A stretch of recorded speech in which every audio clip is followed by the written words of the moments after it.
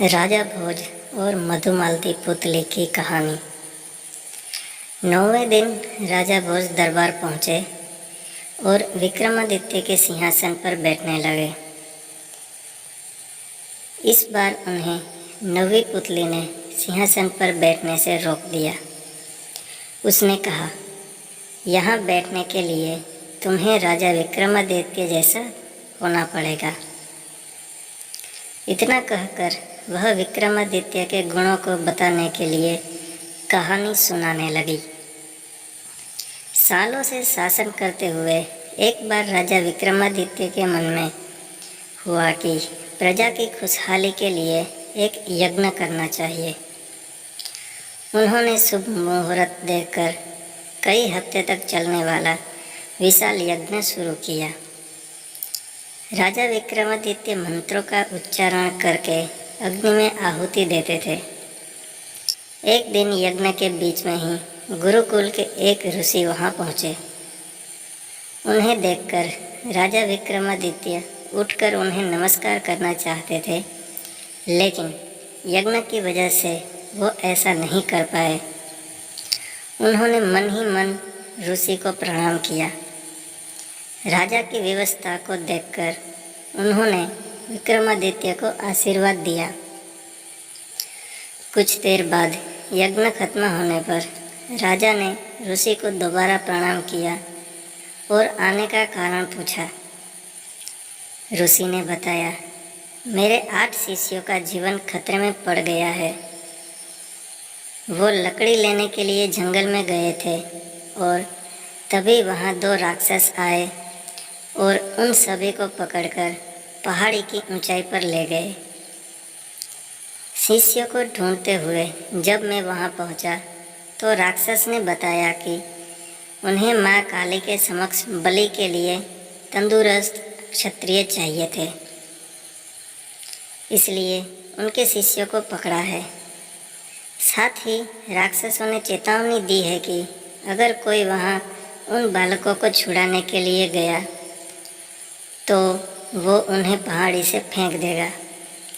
हाँ, अगर कोई मोटे पुरुष को बलि के लिए लेकर आएगा तो वो बच्चों को छोड़ देंगे। ऋषि की पूरी बात सुनने और उन्हें इस तरह परेशान देखकर राजा विक्रमादित्य ने उस पहाड़ पर जाने की इच्छा जाहिर की। राजा ने कहा, हे ऋषिवर, मैं क्षत्रिय और हट्टा कट्टा दोनों हूँ। वहाँ जाकर मैं स्वयं माँ की बलि बन जाऊँगा और आपके शिष्यों को राक्षस छोड़ देंगे। राजा की यह बात सुनकर ऋषि बहुत हैरान हुए। उन्होंने कहा, ऐसा नहीं हो सकता है। मैंने स्वयं को बलि बनाने का प्रस्ताव दिया था, लेकिन राक्षसों ने ठुकरा दिया। अब स्वयं राजा की बलि न तो राक्षस स्वीकार करेंगे और न मैं ऐसा होने दूंगा। कुछ बच्चों के लिए प्रजा के दाता की बलि चढ़ाना गलत है। ऋषि की बात को राजा ने नहीं सुना और पहाड़ पर जाने की जिद करने लगे।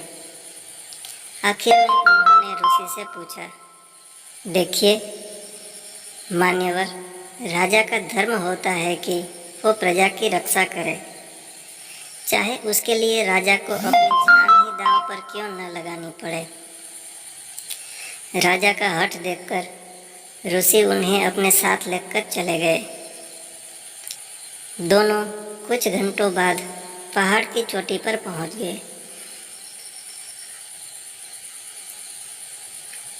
राक्षसों ने राजा विक्रमादित्य को देखकर पूछा, यहाँ आ तो गए हो, लेकिन शर्त के बारे में पता है ना?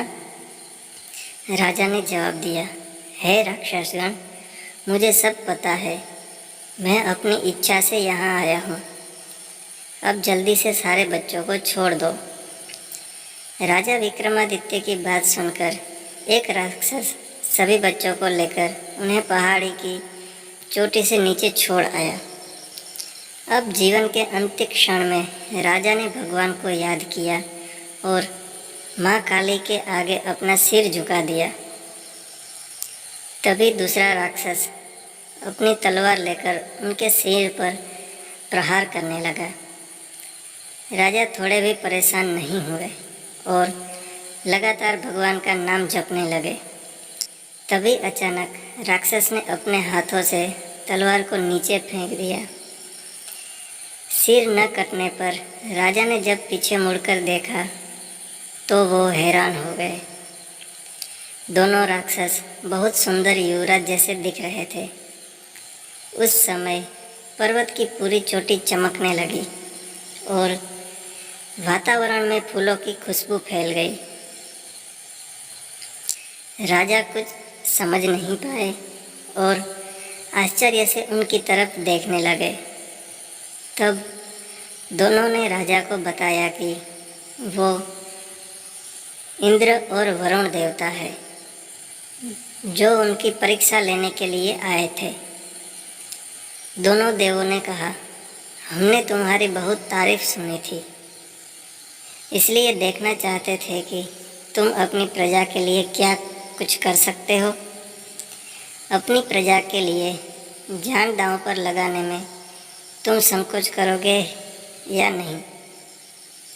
है राजन, आपके अंदर प्रजा के लिए इतना प्रेम देखकर हम बहुत प्रसन्न हैं। इतना कहने के बाद दोनों देवों ने राजा विक्रमादित्य को आशीर्वाद दिया कि और अपने लोग चले गए। कहानी पूरी होते ही नौवीं पुतली मधुमालती ने राजा भोज से कहा कि अगर आपके अंदर भी ऐसे गुण है तो ही सिंहासन पर बैठने के लिए आगे बढ़ना, वरना इस बारे में कभी सोचना भी नहीं। इतना कहकर नौवीं पुतली वहाँ से उड़ गई।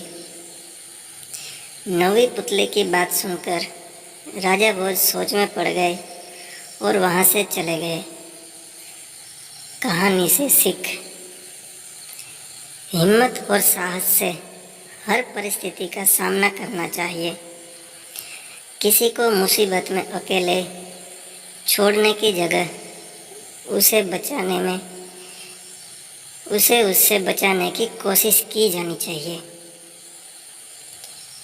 आगे की कहानी राजा भोज और प्रभावती पुतली की विक्रमादित्य की दयालुता।